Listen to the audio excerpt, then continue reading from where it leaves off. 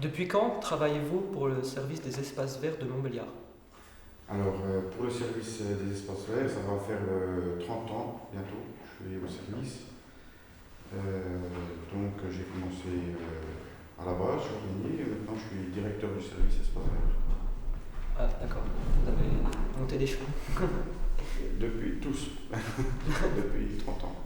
Et depuis quand occupez-vous la place d'entraîneur de football du FC Bar? Alors, ça, c'est depuis 2002. Depuis 2002, D'accord. donc une douzaine d'années. Et puis maintenant, je ne suis plus entraîneur, je suis vice-président parce que j'ai plus le temps de m'occuper des équipes, mais voilà, depuis 2002. Concernant votre collaboration dans l'aménagement des espaces verts, qui fut à l'origine de l'initiative de cette collaboration? Qui eut l'idée? Alors ça a débuté depuis 99, on va dire, vraiment dans la réalisation concrète de décors. Et qui conceptualise l'aménagement?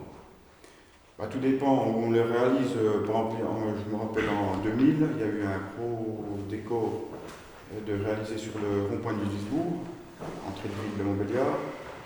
Donc là, c'était les Allemands qui avaient conçu le décor avec des photos des châteaux. Il y a 3 châteaux à Lisbourg, donc ils avaient représenté les 3 châteaux avec les parcs qui allaient avec. Et donc là, c'était réalisé par le service espace vert de Lisbourg.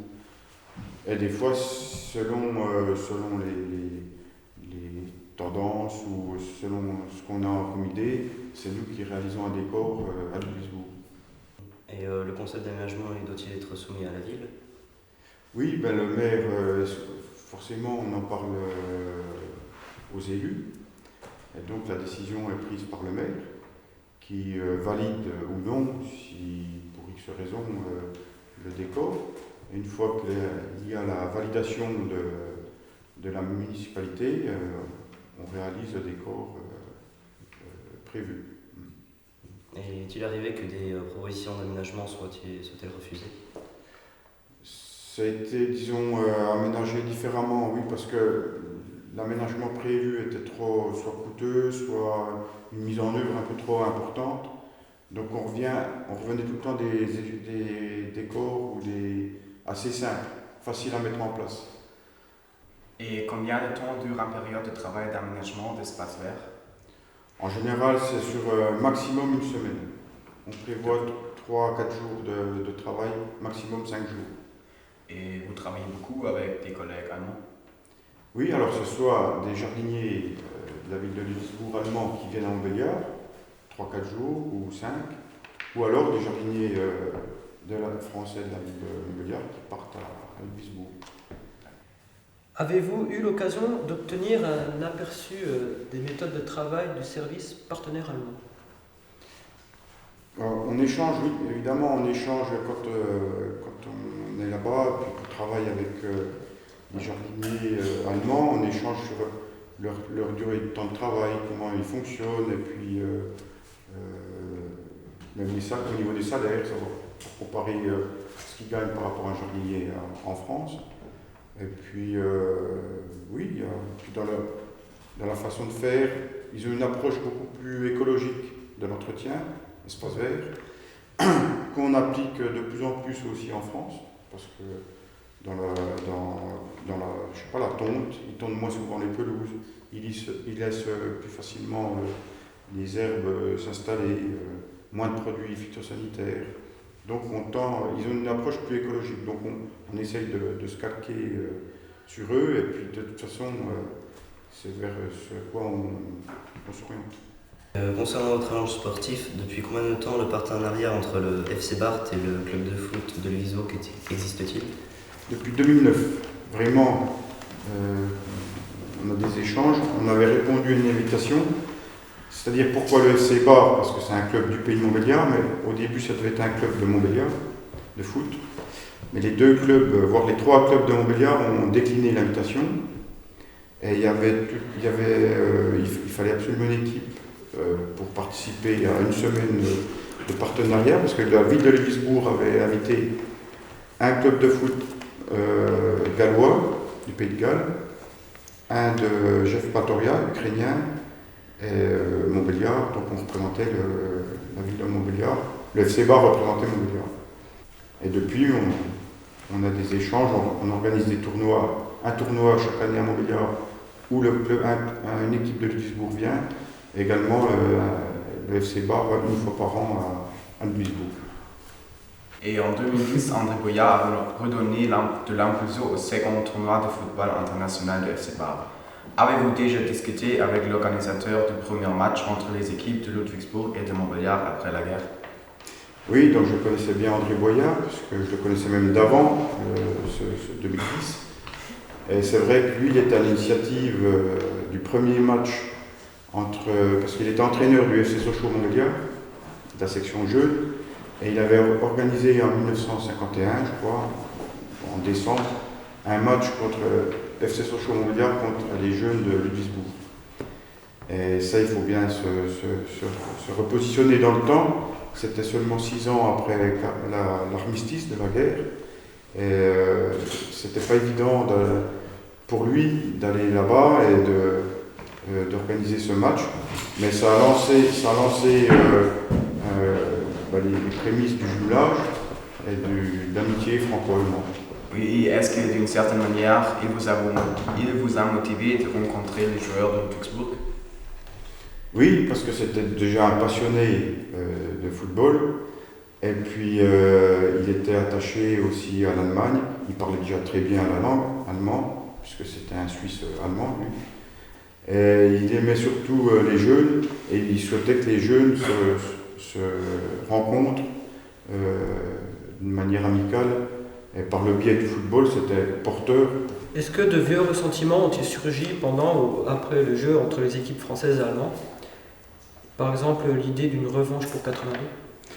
Oh, je pense pas, d'ailleurs je pense pas. 82, oui, c'était ce fameux match en Espagne, lors de la Coupe du Monde, où il y avait eu notamment une agression de Schumacher sur Battiston, pour la petite histoire. Mais non, c'est oublié. D'ailleurs, les jeunes, à part des images qu'ils peuvent voir à la télé, mais bon. Le manque de connaissance de l'allemand et du français de la part des joueurs a-t-il représenté un obstacle pendant les rencontres entre le FC Bar et le club de Ludwigsburg? C'est pas un obstacle puisqu'on arrive quand même à échanger, mais c'est quand même c'est gênant de ne pas parler la langue, c'est vrai, allemande.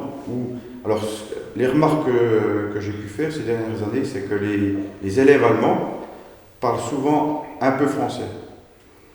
Mais par contre, les élèves français ou les joueurs français, les jeunes, parlent rarement allemand. Alors bien souvent, il y a des échanges qui s'opèrent en anglais.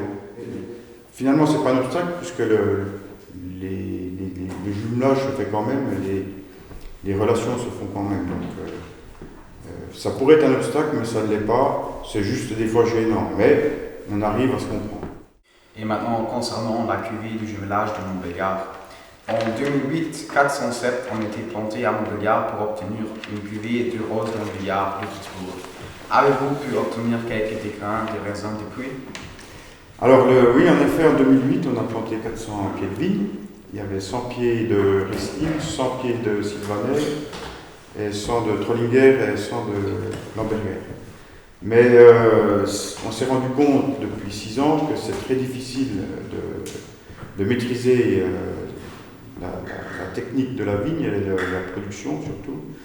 Et on a eu quelques récoltes de grappes de raisin, mais ça reste encore c'est 4-5 kilos sur la vigne. On a eu différents problèmes, mais on avance, mais la vigne est toujours produit pas encore. Je pense que le terrain, les cépages, on s'est rendu compte que le Riesling et le Sylvaner ne s'adaptaient pas en dessous dans notre région. Donc, ça a été décidé quand même l'année prochaine de planter des pieds d'un autre cépage qui s'adapte plus facilement au terrain. Mais on ne désespère pas de produire un jour une cuvée du jumelage.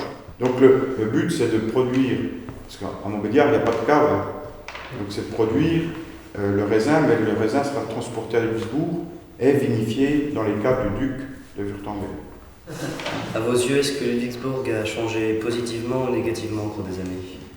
Là, je pense, justement, je pense plus positivement par rapport aux espaces verts, par rapport au fleurissement, les décorations ou autres. Ils ont évolué, évolué sur ce que nous, parce qu'on avait quand même un savoir-faire au niveau du fleurissement, on va dire, qui était moins présent à Ludwigsburg, donc ils tendent plutôt à ce niveau-là. Puis nous, on a pris plutôt tout ce qu'était leur gestion écologique des espaces verts, donc on essaye d'appliquer à Montbéliard.